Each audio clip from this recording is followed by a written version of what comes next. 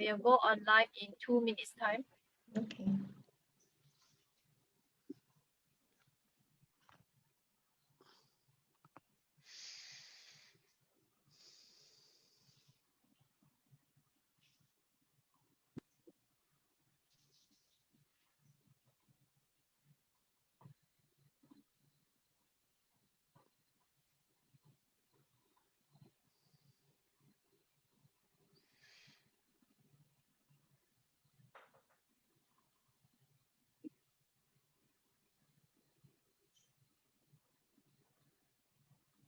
Okay, we are live now. Good evening, brothers and sisters. Welcome to online retreat with Brother Patrick Honey. I'm Michelle, your moderator tonight. The talk for Dharma Talk tonight will be establishing mindfulness. And I hope you do enjoy the talk with us tonight. Brother Patrick, you may start the talk. Okay, thank you.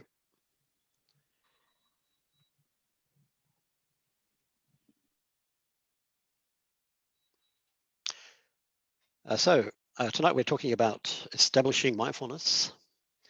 And we've been today practicing with mindfulness, playing around with it, getting a felt sense of what it is. And we've talked about mindfulness is the felt continuity of awareness. So awareness is the presence of whatever is present. Mindfulness is the felt continuity of that awareness over time. Now, mindfulness is the standard translation of the Pali word sati, which literally means memory. So mindfulness is memory. And this is really basic for understanding what the Buddha is getting at. So he chose a word that simply means memory from the verb sarati, to remember, and then he turns it into a technical term and he puts it at the center of his approach to meditation. So I don't think that's an accident. I think that was quite deliberate. Now, what he's getting at is that mindfulness is memory of the present rather than of the past. And usually we think of memory as remembering the past. But here the Buddha is talking about remembering the present. And so mindfulness meditation is the practice of remembering awareness. So to give an example, in Australian railway stations, often when you come into the railway station on the train, if you look out the window, you'll see a sign saying "Mind the gap." I have that sign on my Zoom account. So mind the gap. Now, what is that sign saying? It's telling you to remember that there's a gap between the train and the platform. So don't fall into the gap. But be careful when you step in and out of the train. So remember there's a gap. But of course, when do we remember this? So if I get out of the train, go home, and 2 hours later, remember, oh, that's right, mind the gap. I'm not doing what that sign wants me to do. That sign wants me to remember that there's a gap between the train and the platform in the very act of stepping into or out of the train. In other words, it wants me to remember the present. That is exactly the meaning of mindfulness that the Buddha is getting at. So I don't know if you have that sign in Malaysian railway stations, but if you don't, you should petition the government. But just don't mention Buddhism. Now we get a sense of what the Buddha is getting at. If, for example, if I ask myself the question, am I aware now? Why don't you ask yourself that question right now? Am I aware now? If I was a betting man, my bet would be that all of you come up with the answer, yes. And that's pretty much the answer that everybody would come up with. But if you ask the question, was I aware just then? Often the answer would be no. So how can that be? How can there be a contradiction between the answers to these two questions? The difference, the two responses, the difference shows us the difference between awareness and mindfulness. Let's say, for example, I'm driving a car down familiar streets, somewhere where I drive every day. And suddenly I realize that I have no memory of the previous 3 blocks that I've just driven. Has that kind of thing ever happened to you? If I ask myself, during those 3 blocks, was I aware? Well, different people would have different answers, but my answer would be yes. I must have been aware, because if I wasn't, then I would be dead or seriously injured, or others would be dead or seriously injured. So I must have been aware. But if I ask the question, was I mindful? The answer is no, because I was aware, but I was not aware that I was aware. I was not remembering my awareness. Do you see the difference between awareness and mindfulness? So mindfulness remembers awareness. That's essentially what it does. And it comes in 2 flavors. The first flavor is I remember I am already aware. So that's the sense that we have when we ask the question, am I aware now? Yeah. Now, you get a sense of that in ordinary, everyday awareness. We talked about this earlier today. I don't have to do anything to be aware. I am already aware. So, for example, right now, are you sitting down? If I ask each one of you that question, right now, are you sitting down? If I ask you, how are you sitting now? Are you sitting on a chair, for example? Are you sitting on a cushion? Would you have to think about the answer to that question? Would you have to look around and check? Let me see. No chair. No, yeah, I think this is a cushion. Or would you simply know? Of course we know. If I'm sitting on a chair, do I have to make any special effort to know that I'm sitting on a chair? No. Instead, if somebody asks me that question, I'm simply recognizing what I already know. We do not have to do anything in particular to know that we are sitting on a chair. We just have to recognize what is already clear. And this is the flavor of mindfulness we practice when we are being mindful of our everyday activities. So this is mindfulness in everyday activity, or everyday mindfulness. What am I doing now? Am I standing? Yeah, I know I'm standing. Am I reaching for something? Yes, I know I'm reaching for something. Am I thinking something? Yes, I know I'm thinking something. So this is remembering I am already aware. And this is the flavor of mindfulness that we find, especially in everyday mindfulness, mindfulness of everyday activities. The second flavor, which is meditators we think about more often, is to remember to be aware of this. So if this is what we find in a formal meditation exercise, when I'm doing a formal meditation exercise, I deliberately choose to be aware of some particular object. So for example, I might be using breathing as my meditation object. And this means I am choosing to maintain continuity of awareness on breathing rather than anything else. So this is the second flavor. I'm choosing be aware to remember to be aware of this, in this case, my breathing.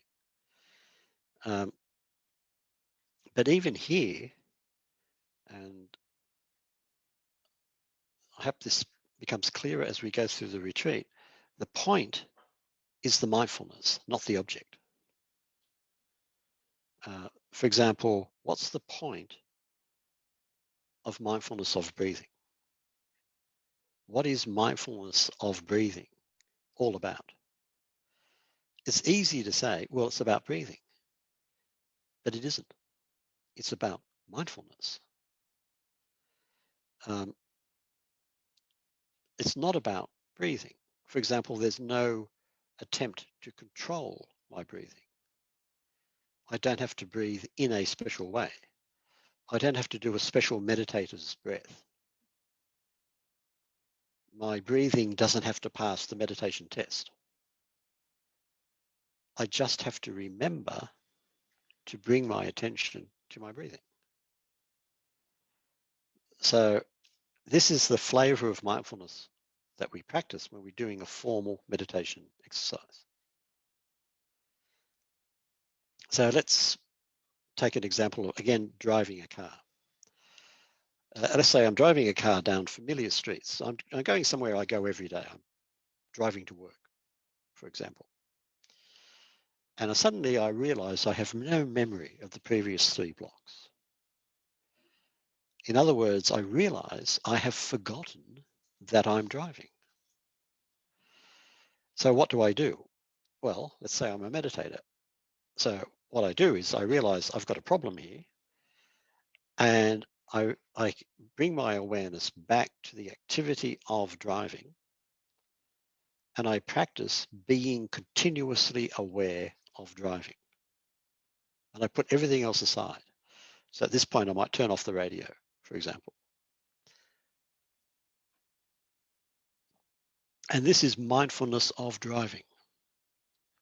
So this is driving as a formal mindfulness meditation, where what I'm doing is my project is simply remember again and again and again, oh, I'm driving. So this is the second flavor of mindfulness. So there's 2 flavors. To remember I am already aware. This is what we have in everyday activity. And you notice it's happening right now. And the second is remembering to be aware of this. So I pick something to be aware of and then make it my business. Remember it, remember it, remember it. And that's what we have when we do formal meditation practice. Is that clear so far?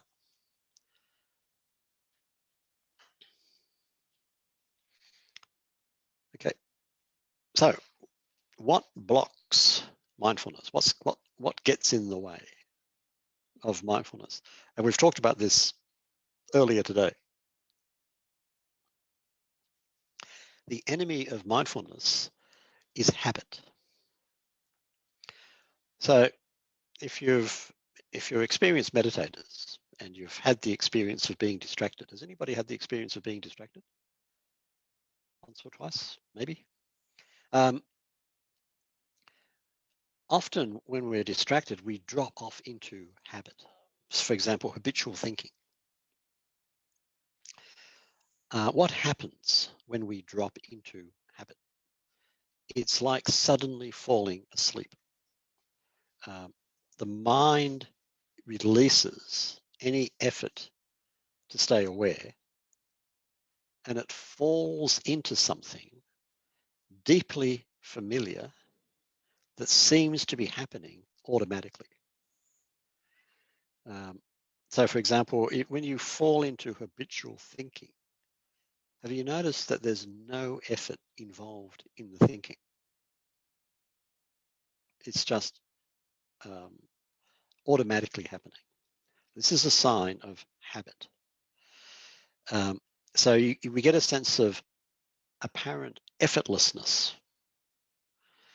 And along with this, there's a sense of dullness. The mind is dull.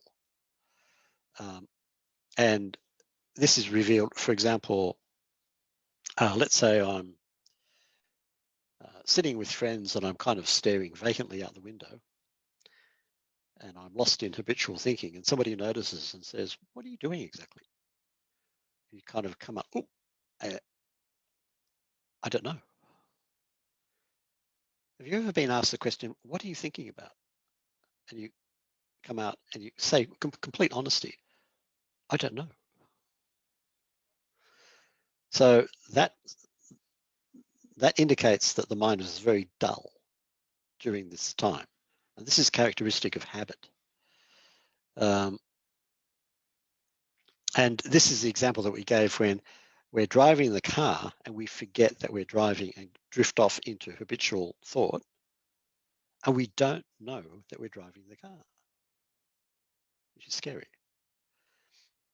So mindfulness has it's the felt continuity of awareness over time, and to maintain it, to develop it and maintain it, we have to have a sense of engagement with what's happening, with the flow of events.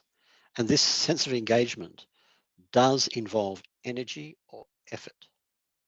So we've been talking a bit about effort, and here we have to talk about it a bit more. So to begin with, remember we talked about awareness. Awareness is the presence of whatever is present. And we said that awareness always has an object. If I'm aware of something. If I'm seeing something. If I'm hearing something. If I'm thinking something. So we call this something the object of awareness.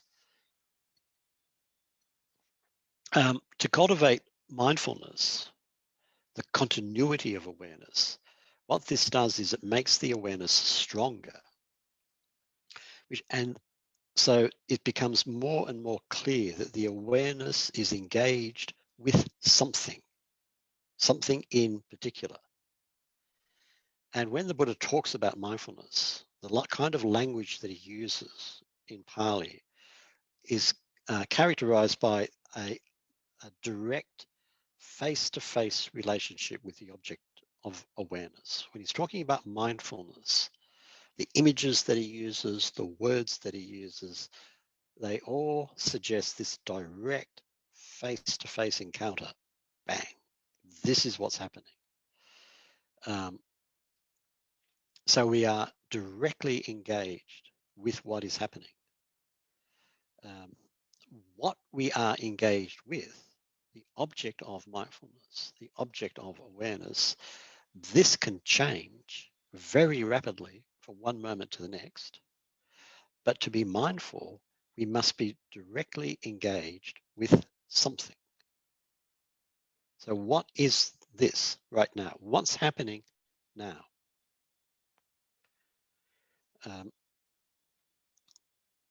We lose mindfulness when we lose this sense of engagement with something definite. And there's a slide, the mind slides away from this engagement. And it slides into habit because the habitual is easy. It feels comfortable. It's familiar. Even when it's uncomfortable, let's say I slide into painful thinking, which is my habit. Given half a chance, I'll start chewing over some bad thing that happened to me and it makes me really upset. But I can't let it go. I keep chewing it over. It's my habit to do that. It's uncomfortable, but still it's easy because it's so familiar. This again is the characteristic of habit when mindfulness is lost. But as long as I've got this sense of engagement, as long as I'm engaged with what is happening right now, the mind will not slip into habit. And how do we recognize if we're in habit? Well, one thing that we can look at is that when we are in habit, when we are in what we call default mode, the experience seems old. It seems not just familiar, but even tiresomely familiar. So, oh, this again. It's old. It's stale.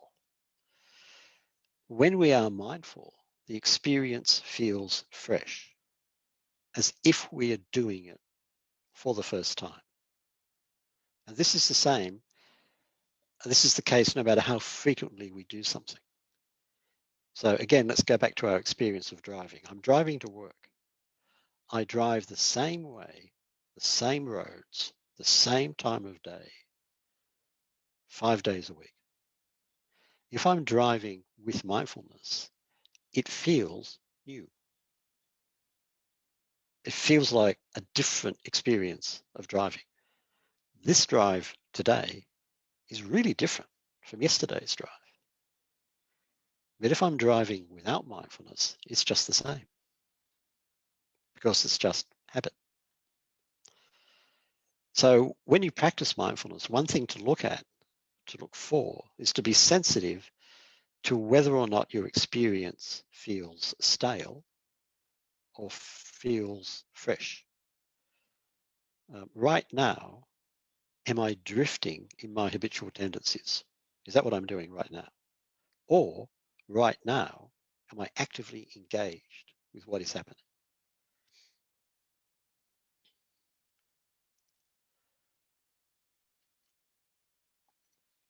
So this brings us to the problem of effort, which we've briefly touched on.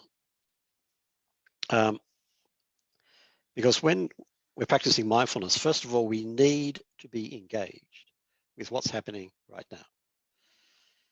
But we also need to be relaxed. Because if we're not relaxed, we are striving. And to some degree, we are tense. And the tension is a problem. So we could sum up our relationship to effort as relax and be aware. Now, why is relaxation important? Am I just saying, relaxation is important because I'm trying to be trendy and get more customers? After all, the Burmese idols don't seem to think so. More effort, that's what I was told. So why is it important? Why is it significant? It's because when we strive, when we try, we lose sight of the obvious fact that we are already aware.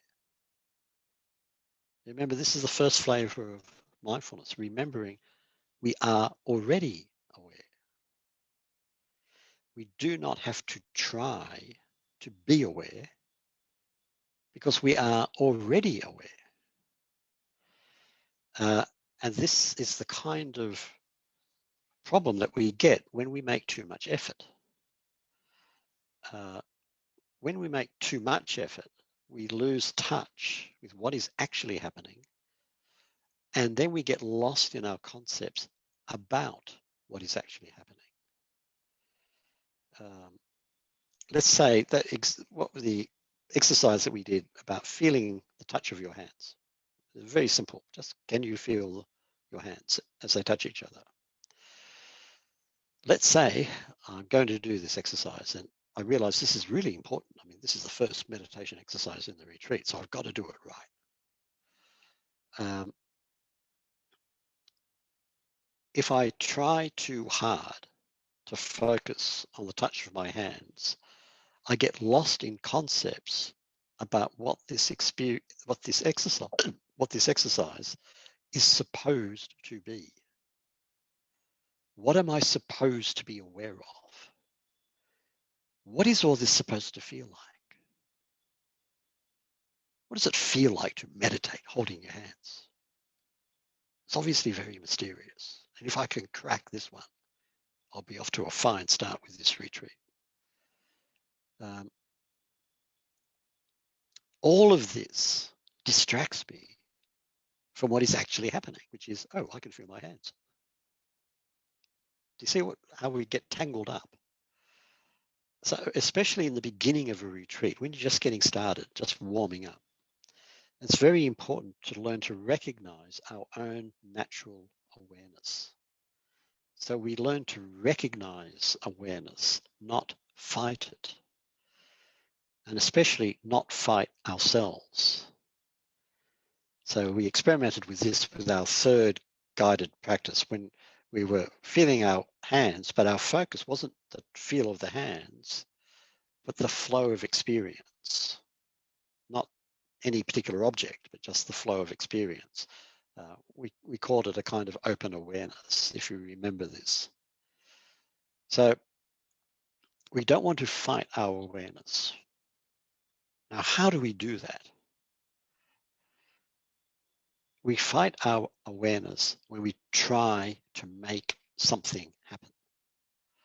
So we have a view or an image of what should be happening.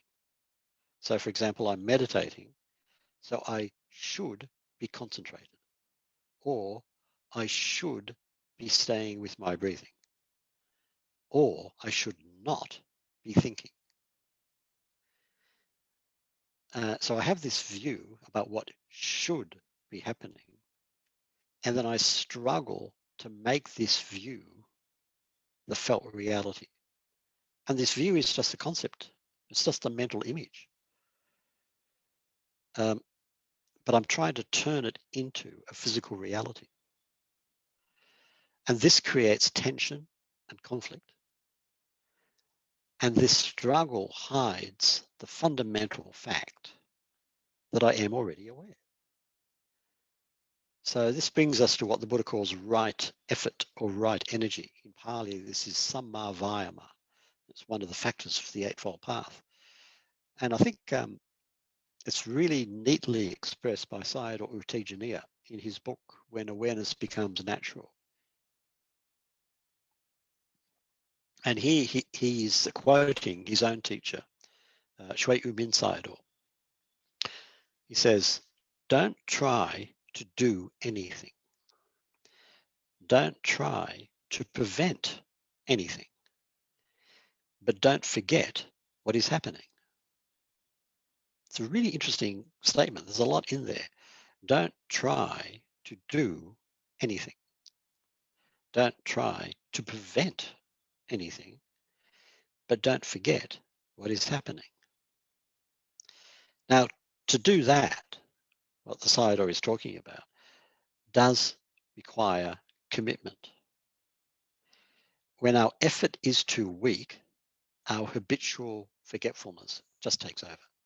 Bang, immediately.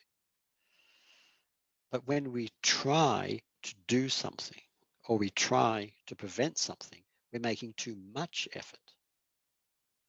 So we have to look for the balance between not enough and too much. And we do this by committing to the practice of reminding ourselves that right now something is already happening. What is it?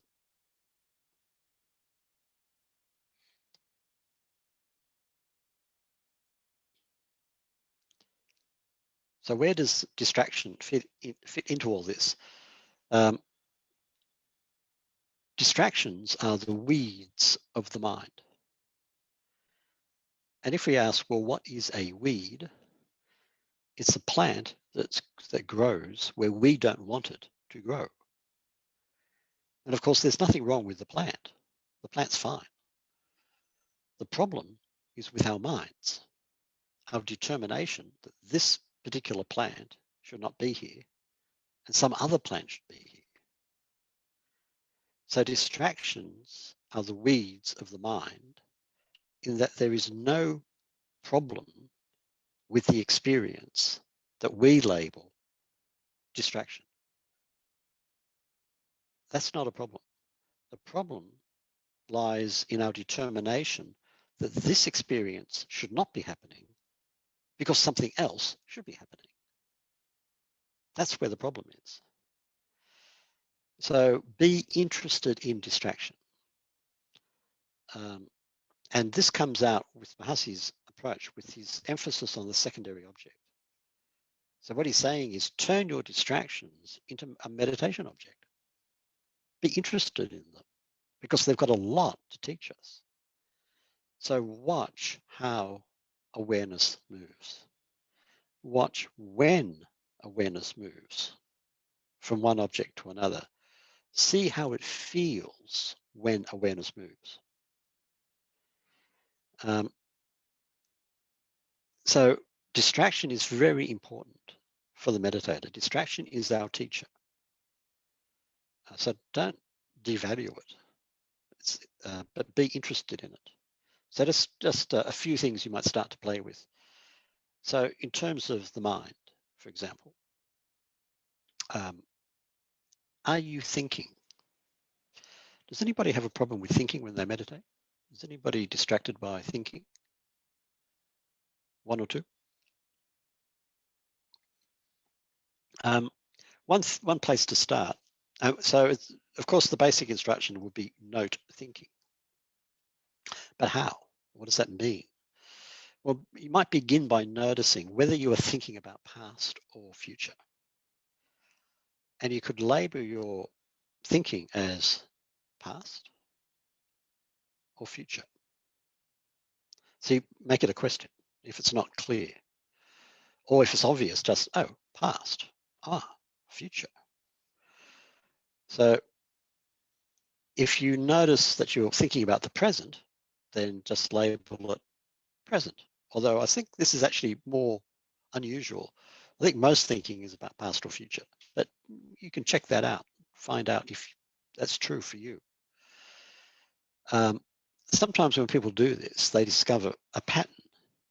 So for example, some meditators say when they start to do this, they realize with a shock that they spend most of their lives living in the past.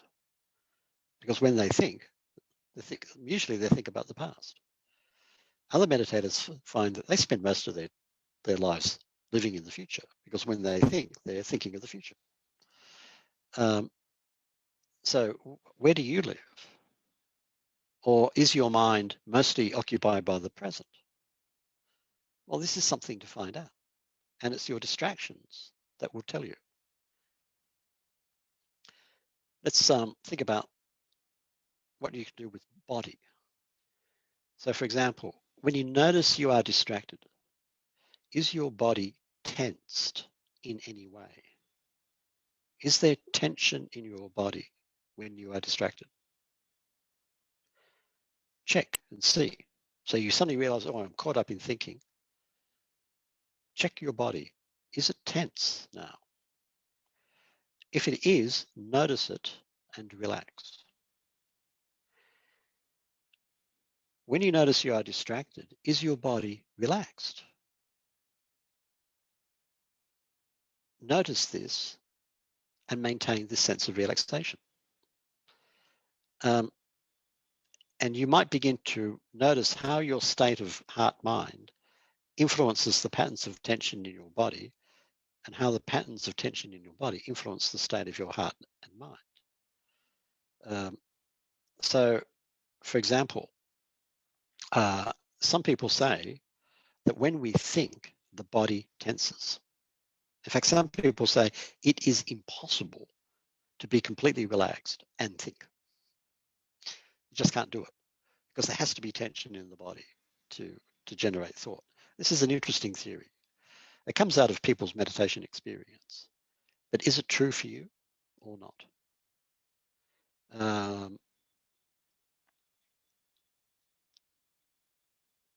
I find often when I realize that I'm thinking, I find tension in the body, and often up here in the head, in the forehead in particular. Is it possible to think and be fully relaxed at the same time? I find, for example, that when I'm practicing mindfulness of breathing and then I get distracted by thinking, when I come back to the breathing, my breathing has relaxed, which I find quite weird.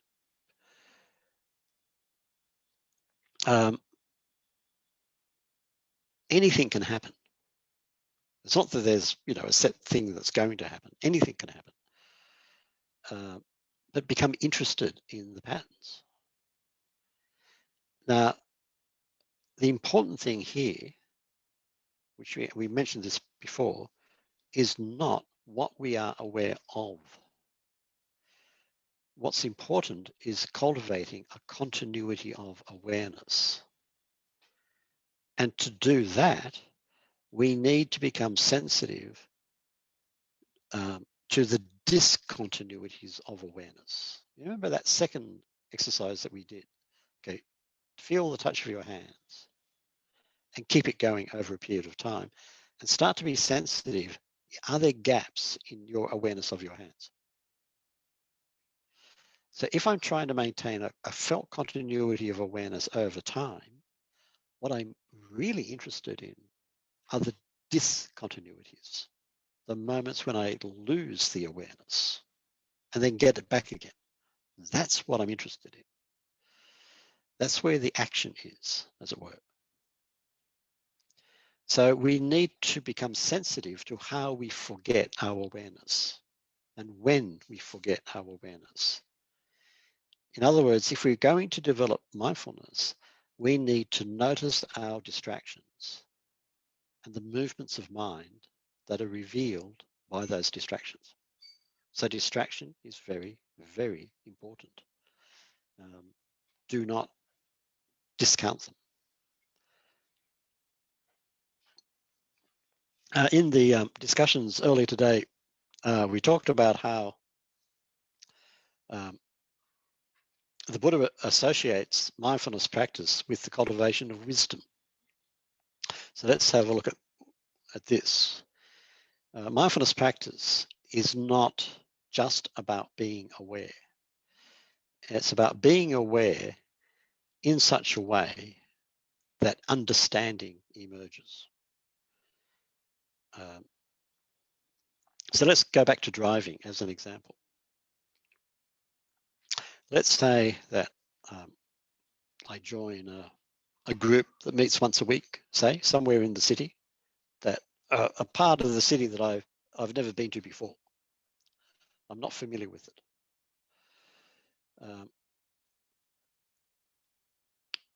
And let's say that a friend says, don't worry about it, I'll drive you. And he picks you up in front of your door and takes you to this place.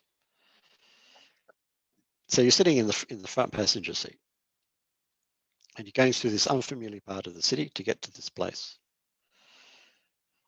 Now, naturally, you are aware of your surroundings as you go through the city. Let's say that you're committed to going to this place every week. And the first time your friend turns up to take you there, and you get in, and he starts the car, and he says to you, look, I can drive you this week, but next week you have to drive yourself. I can't, I'm not coming.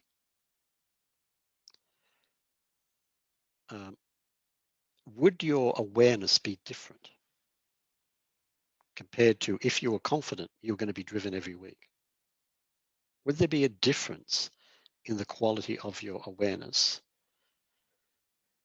On the one hand, I'm going to be taken there every week. On the other hand, next week, I've got to drive myself. So if you were confident of being driven, then suddenly just before you're about to go, your friend rings up, says, I can't come. You've got to drive. Then you're driving yourself. And you might find it difficult to remember the way. So, I remember this corner, but was it early or late in the trip? Was I coming or going? Did I turn left here or did I turn right? Is this the set of lights that we turned right at, or was it later on? So if we're being driven to a new place, after being warned that next week we would have to drive ourselves, the quality of the awareness would be different. It would be more active, more engaged. So we would be aware of the present moment, but at the same time, we'd be placing the awareness of what's happening now into a larger context, the whole journey from here to there. So we would not simply be looking at things as we go along. We would be taking the momentary experience of each of these sites and putting them into a larger landscape. In other words, we would be mapping the journey in our minds. So it's not just this site followed by this site, followed by this site, followed by this site. It's a landscape which is emerging, which is unfolding, that creates meaning out of each experience because it fits into a broader pattern. So what's becoming apparent is this broader pattern. And this is the way mindfulness practice works. And you notice how important time is. Mindfulness is memory. It keeps the past in mind. So mindfulness remembers the present. But what do we mean by the present? In the way most Dharma books and Dharma teachers talk about the present, they tend to talk about the present as a moment. So I noticed years ago that when Dharma teachers would talk about the present, which they often would, they always add the word moment afterwards, the present moment. And sometimes even they will simply drop the word present and just say the moment. So if a Dharma teacher says you must be in the moment, would you know what they're talking about? Or would you be confused and say, but Venerable Sir, which moment are you talking about? No, it's pretty clear. It's like this moment. Now, if you think about what is a moment doesn't last very long. It's over in a moment. And it has clear borders. It's like it begins here and it ends there. But do we experience the present as a moment? Sometimes we do, at least sometimes I do. Usually it's when I'm stressed and I'm kind of racing to a deadline. And then I have a sense of moment. Got to get finished. Moment. But when I'm meditating, I find that the present starts to get bigger. It starts to expand. And one thing about the present, of course, is that you can't actually escape it. So as a meditation experiment, what you might try to do is to see if you can be aware of the border where the past becomes the present. See if you can find that border. Or see if you can find the border where the present becomes the future. I've looked for them, I've never found them. All I've ever found has been the present. In other words, when we actually start to engage with what's happening in the present, what we find is the present starts to expand. It gets bigger and bigger and bigger and bigger. And this is the present which mindfulness is remembering. It's not the conceptual present, which we measure on a clock. It's the experienced present.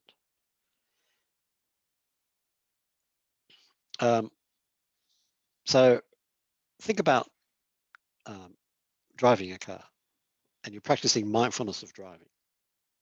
So you're driving along and you suddenly realize, whoops, I've completely forgotten where I am. You know how when you drive, you've got a map. First of all, you've got to know what direction you're in, what speed you're going, and where everybody is around you. And then you forget that you're driving. You suddenly, oops, I'm driving. How fast am I going? Where is everybody? At what point should I be changing the lane? And you have to to rapidly remap the whole situation. This is very much mindfulness practice. One thing that we could do is, or one thing you could play with is, if you're doing mindfulness of driving, is when you suddenly realize, whoops, that's right, I'm driving. Just look back, as it were, over your shoulder, not literally, but mentally, and to the point where you forgot. Like, at what point did I forget that I was driving? What happened just then? Where did awareness slip to? How did I forget? And you just do it for a moment. Now, maybe you can see it, or maybe you can't. If you can't, you forget about it. Just drive. Don't start thinking about it. But if you can see it, it can be very interesting. Oh, that's how I forgot. And you can do the same thing in your formal meditation practice. So when you realize you're distracted, when you remember your awareness, you can look back momentarily and see if you can find the moment you forgot, the moment you were distracted. So you could ask yourself simply, what happened just then? What triggered my forgetfulness? Now, it's just a glance with the mind. If you can't see it, drop it, because it's just a concept and you're just thinking about it. It's a complete waste of time. But if you can recognize what happened, it's still in your experienced present. It's still available. And it can teach you something about the movements of your mind. What happens when the mind slips away from a meditation object to somewhere else? How does that work? What does the mind do? So this is the link between mindfulness and wisdom. Mindfulness lets us map a landscape in which all the different parts of our experience start to come together. It's like creating a big jigsaw puzzle, where one part of the jigsaw is one experienced event. And then it fits with another one, another one, another one, another one, another one, another one, boom, boom, boom, boom, boom, boom. And a whole picture starts to emerge over time.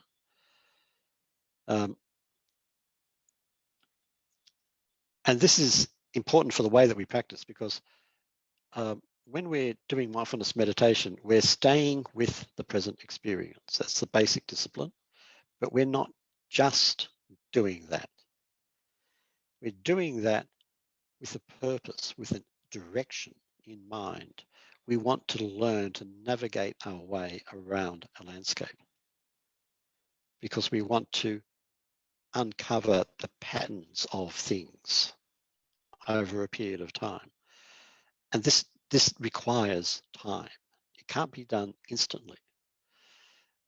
So we give ourselves the time to acquire a skill, to learn a craft, because meditation is a craft. So don't be upset by failure, the constant reassertion of old habits, which is demonstrated by our forgetting. Just keep working on the skill, on the craft, by engaging with the whole process of forgetting, remembering, forgetting, remembering, forgetting, remembering, forgetting, remembering. And just keep being engaged with this process and be interested in it. And secondly, you notice that cultivating mindfulness involves a quality of creativity. We're not just mechanically noting a meditation object that somebody else has given us. What we're doing is we might be working with a meditation object that the teacher or the tradition has given us. But what we're doing is we're studying the landscape of our experience. We're using that meditation object as a way of studying the landscape of our experience as it unfolds, learning how it unfolds. And we make this landscape our own.